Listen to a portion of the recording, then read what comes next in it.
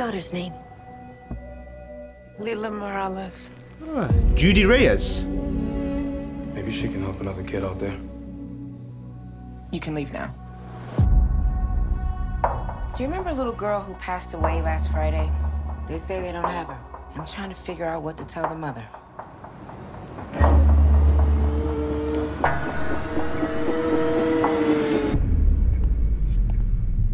Oh, she I kidnapped don't want her. any trouble. I just need to know what happened. They can't help you.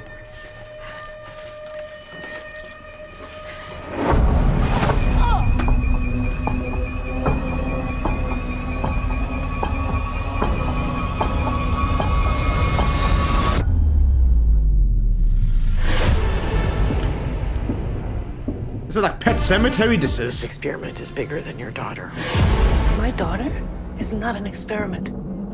That's Muriel. She died 2 months ago. She can't be left alone. Do you have a pullout? I have a futon.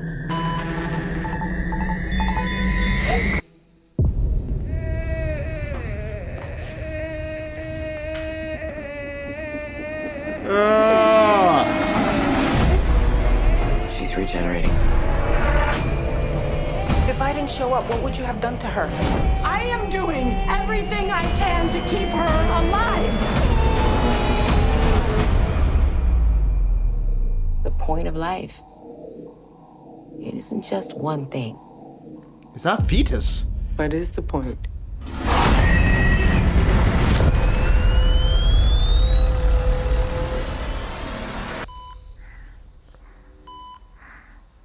So the film Birth/Rebirth is a homage to Mary Shelley's Frankenstein story with the combination of horror and motherhood and parenthood. So it's centered around two women, one who's a scientist who's fascinated with the idea of life and death, and a nurse who lost her daughter. Although this film is a horror, it's not the horror that you would typically expect, not with jump scares, but with the themes, ideologies, and the scenarios that you can imagine yourself to be in. There's a lot of questions that arises by watching the trailer.